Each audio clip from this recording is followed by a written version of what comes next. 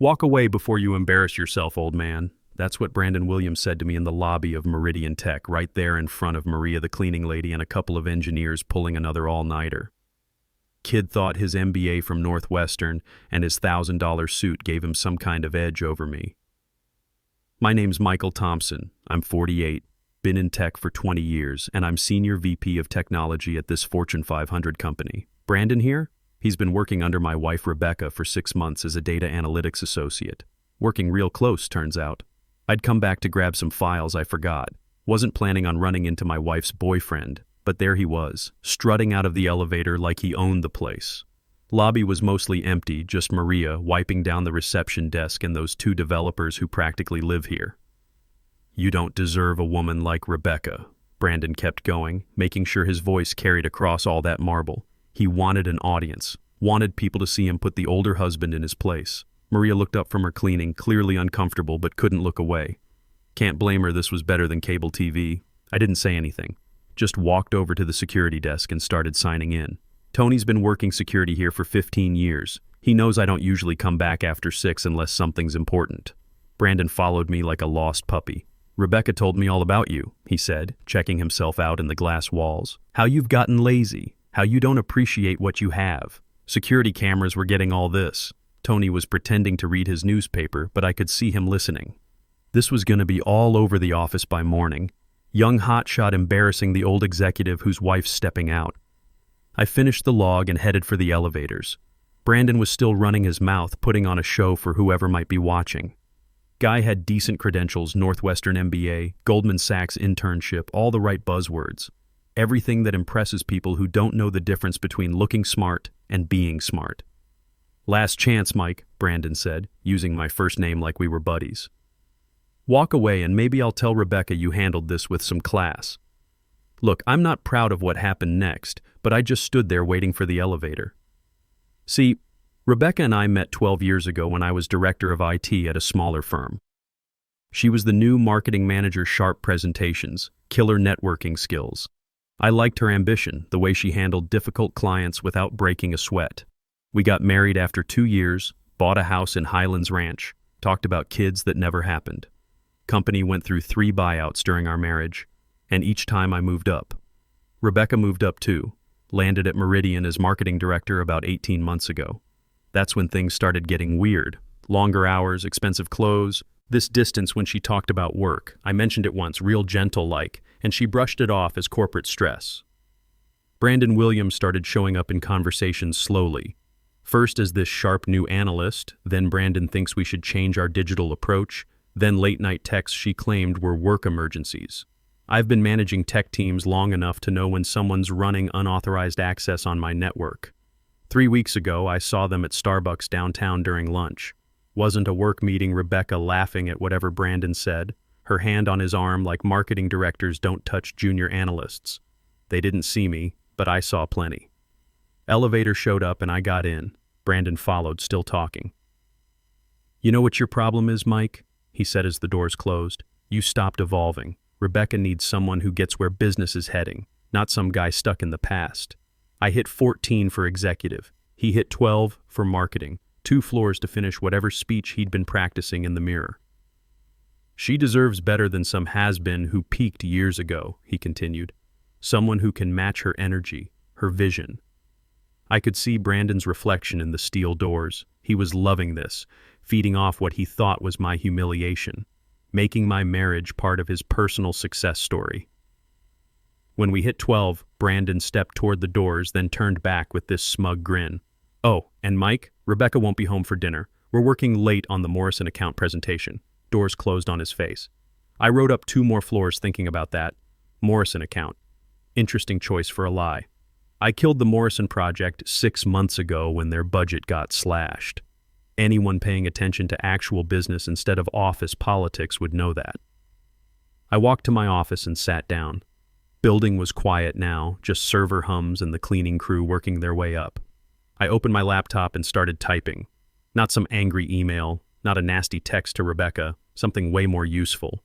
A request to IT security for Brandon Williams' complete access logs over the past 6 months. Network activity, file downloads, email patterns, badge swipes. everything we legally track on every employee. Brandon thought this was about old versus young, legacy thinking versus innovation. What he didn't get was that I hadn't survived 20 years in tech by being lazy. I survived by learning how systems really work, how information flows, and how to trace digital footprints people think they've covered. Request would take 24 hours to process. Standard protocol. I leaned back and looked out at Denver's skyline. Downtown was lighting up office buildings full of people working late, making deals, building careers. Some honest, some not so much. Brandon Williams was about to learn the difference between looking smart and being smart. Rebecca was about to find out what happens when you share classified info with someone who doesn't understand corporate security. My phone buzzed. Text from Rebecca. Working late again. Don't wait up. I typed back, no problem. Take your time. Then I forwarded that IT security request to my friend Janet in legal with a note. Routine audit. Let me know if anything interesting shows up. Sometimes the best revenge isn't about muscles or attitude. Sometimes it's about patience and letting people hang themselves with their own rope. Janet from legal called me the next afternoon while I was sitting through another budget meeting. Mike, you need to see this. Can you come down when you're free? I wrapped up the meeting and took the elevator to legal on 8. Janet's office overlooked the parking garage, and I could see Rebecca's BMW sitting right next to Brandon's leased Audi. Cute. Your routine audit turned up some interesting stuff, Janet said, shutting her door. She'd been with the company 12 years, worked her way up from paralegal to senior legal counsel. Smart woman who didn't miss much. She handed me a thick printout. Brandon Williams has been accessing files way outside his pay grade. Customer databases, financial projections, competitive analysis, stuff a junior analyst has no business looking at. I flipped through the pages. Brandon had been busy. Over 4 months, he'd downloaded client lists, pricing strategies, merger discussions that were supposed to be VP level and above only. Gets better, Janet said, pulling up another screen. Check this out. He's been forwarding summaries to his personal Gmail. Not the actual files, he's smarter than that, but summaries that happen to match what he's been accessing. She showed me the pattern. Internal doc about client pricing Monday. Personal email about market research insights Tuesday. Confidential merger talks Wednesday. Personal note about industry trends Thursday. Smart enough to avoid copying files directly, but not smart enough to realize we track data patterns, I said. Exactly. And here's the kicker. She clicked to another report. He's been staying late specifically when Rebecca Thompson works late. Badge swipes show them leaving together, but always 10 minutes apart.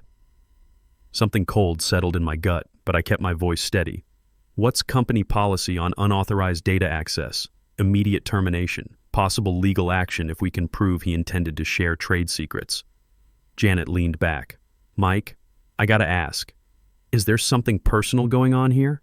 Because if this is about your marriage, I need to know before we move forward. I appreciated that she didn't dance around it. There might be, but the security violation's real either way. Fair enough. What do you want to do? I thought about it. Brandon had handed me everything I needed to destroy his career, but if I moved too fast, it'd look like a jealous husband using company resources for payback. Can you sit on this for 48 hours?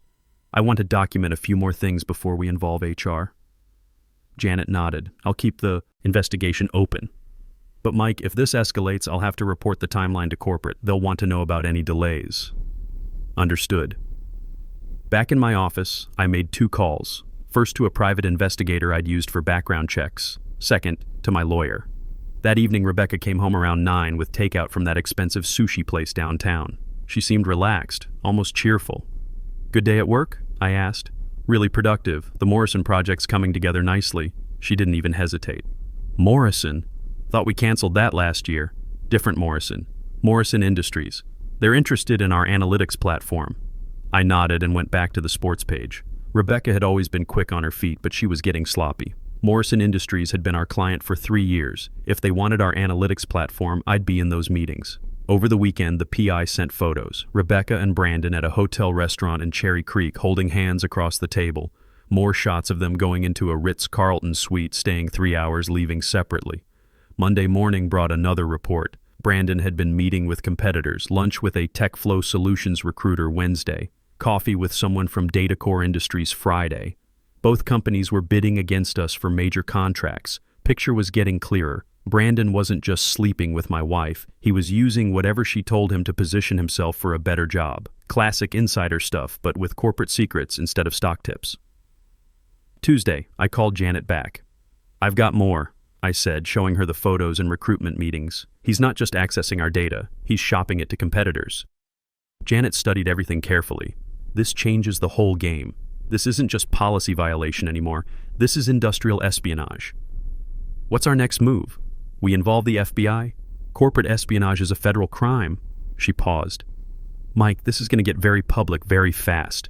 Your wife's going to be implicated as his source." I'd been thinking about that all weekend. Rebecca had access to most of the files Brandon had downloaded.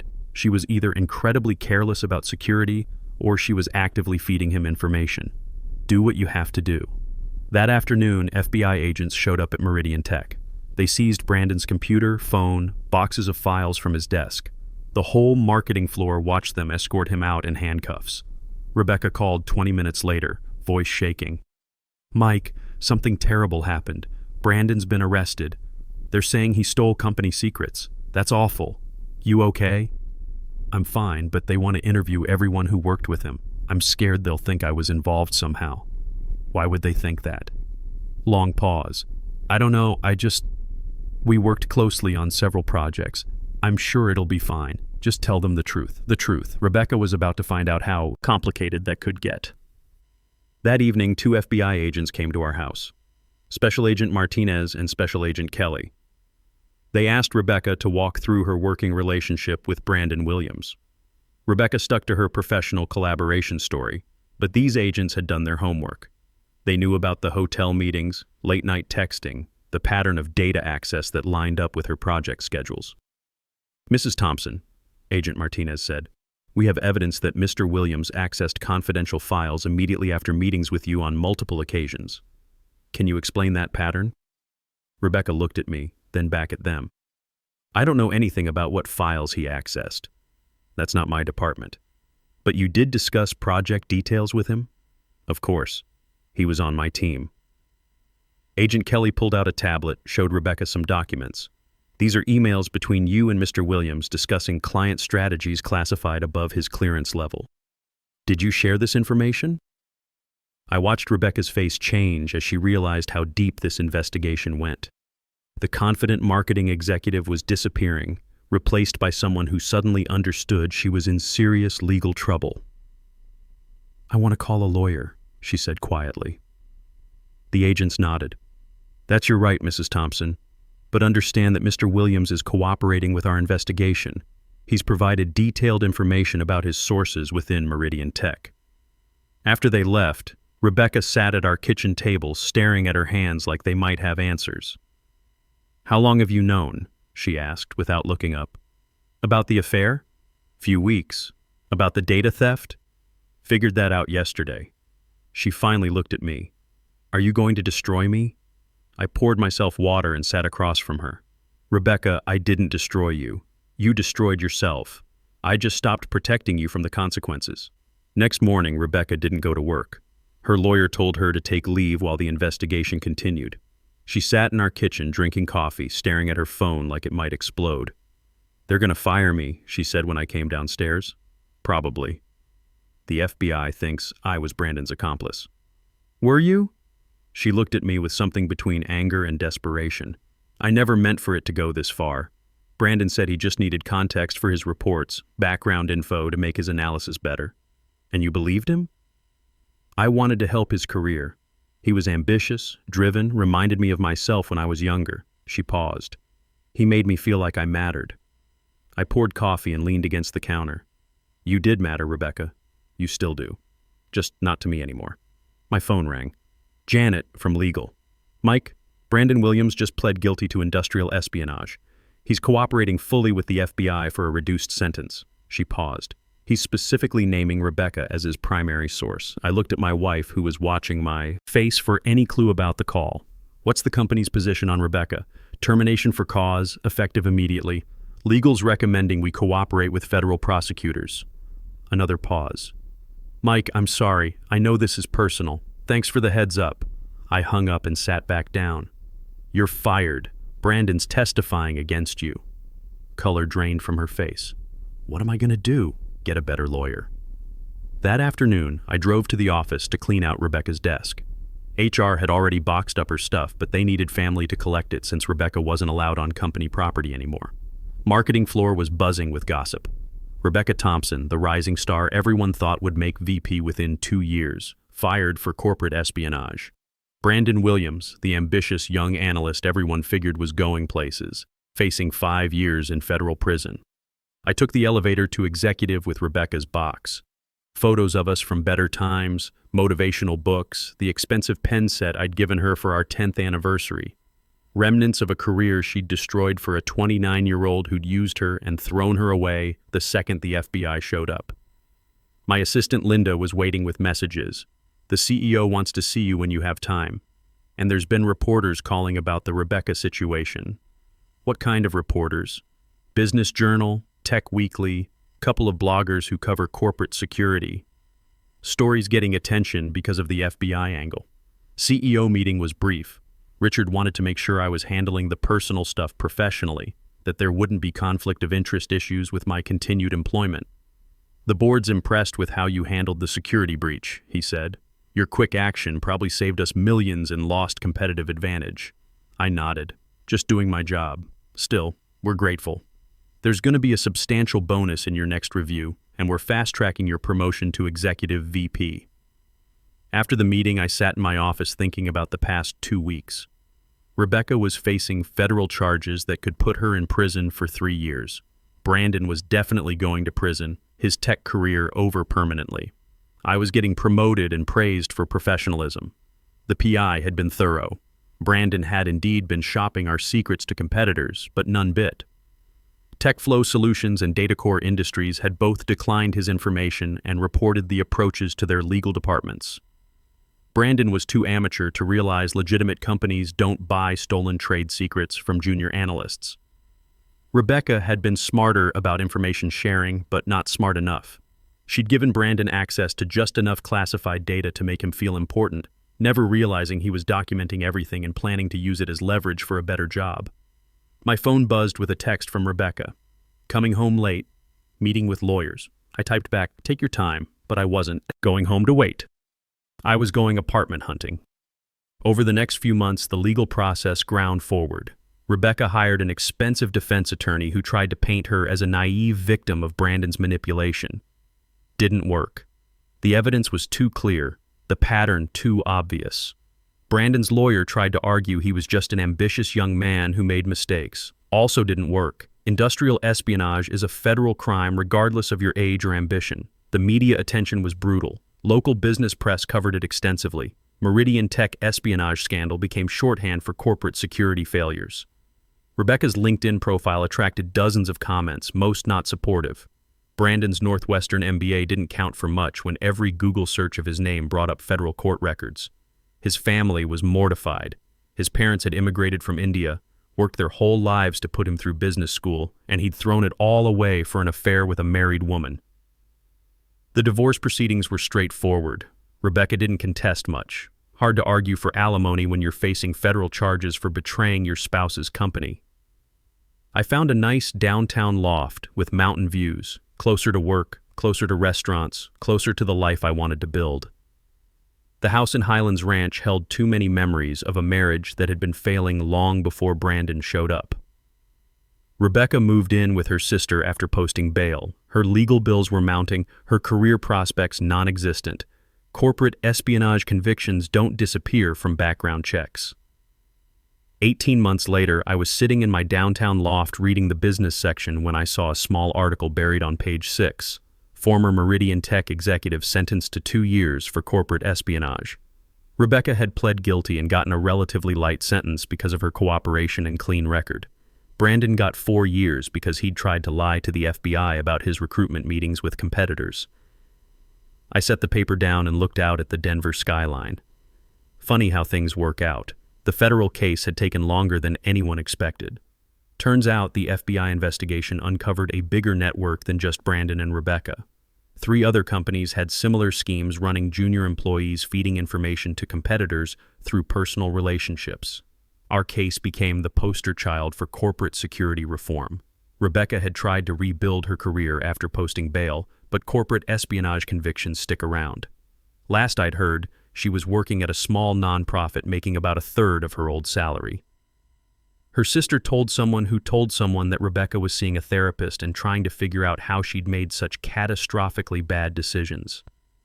Brandon's story was even more pathetic. His LinkedIn profile had vanished completely. His Northwestern MBA didn't mean much when every background check brought up federal court records. Word was he'd moved back in with his parents and was working at his uncle's restaurant in Chicago.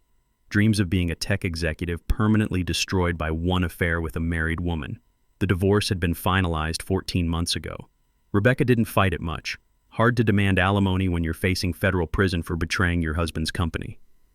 I kept the house initially, but ended up selling it 6 months later.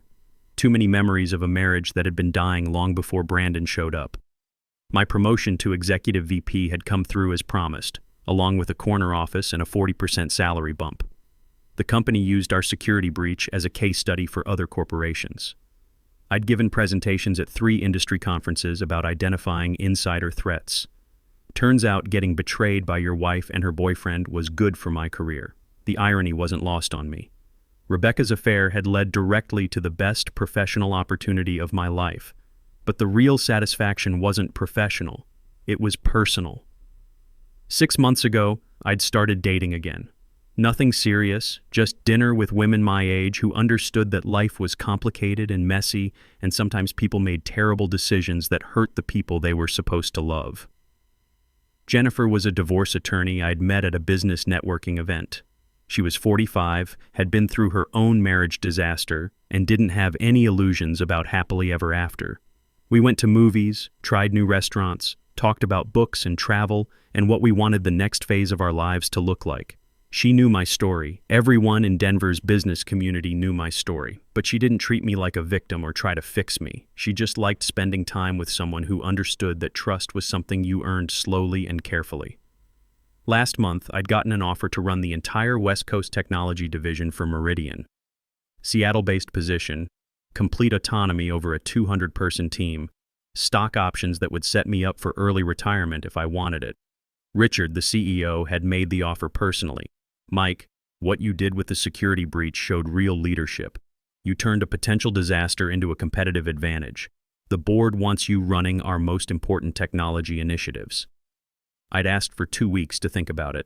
The offer was incredible, more money than I'd ever imagined making, the kind of role that would define my legacy in tech.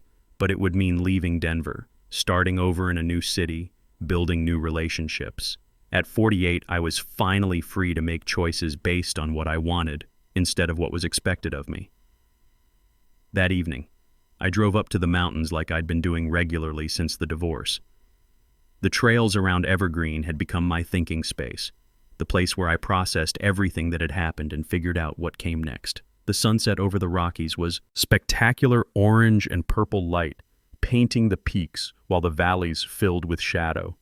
For the first time in years, I felt completely at peace with my life. My phone buzzed with a text from Jennifer.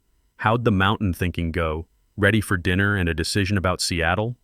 I smiled and typed back, yeah, I think I am. The truth was, I'd already decided. I was taking the Seattle job, not because I was running from Denver or from the memories of Rebecca and Brandon, but because I was finally ready to bet on myself again. Rebecca and Brandon had taught me something valuable, even if they hadn't meant to. They'd shown me the difference between looking trustworthy and being trustworthy, between appearing loyal and actually being loyal. Expensive lessons for them, but useful education for me. Brandon had thought he was smart enough to steal from a Fortune 500 company and get away with it. Rebecca had thought she was clever enough to help him without consequences. Both had underestimated what happens when you betray someone who understands how information really flows in the corporate world. But more than that, they'd underestimated what happens when you betray someone who's patient enough to let you destroy yourself while documenting every step. I started the drive back to Denver thinking about the move to Seattle. New city, new team, new challenges. At 48, I was just getting started on what felt like the best phase of my career. The rearview mirror showed the mountains fading into darkness, but I wasn't looking back anymore. Some chapters end with betrayal and loss. Others begin with wisdom and the knowledge that the people who really matter are the ones who stand by you when everything falls apart. Rebecca and Brandon were serving their sentences now, Rebecca in minimum security federal prison, Brandon in medium security because of his lies to investigators. They'd both be out eventually, both face years of rebuilding their lives and reputations. Meanwhile, I was getting ready to run a major technology division for one of the most successful companies in America. My reputation in the industry had never been stronger. My personal life was finally heading in a direction that felt authentic and sustainable. The city lights of Denver spread out below as I descended from the mountains. In 2 months, I'd be looking at a different skyline from a different apartment, leading a different team, building something new. Rebecca's affair had cost her everything: career, marriage, freedom, reputation. Brandon's ambition had cost him the same. But my response to their betrayal had given me everything I'd never dared to ask for: professional recognition, financial security, personal freedom, and the hard-earned wisdom that comes from surviving something that was supposed to destroy you. Sometimes the best revenge isn't dramatic confrontation or public humiliation. Sometimes it's patience and letting people face the natural consequences of their choices while you build something better from the ashes they left behind. I pulled into my parking garage and took the elevator to my loft.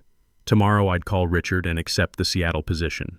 Tomorrow I'd start planning the next chapter of a life that had turned out better than I'd ever imagined possible. Tonight, I was just grateful to be free.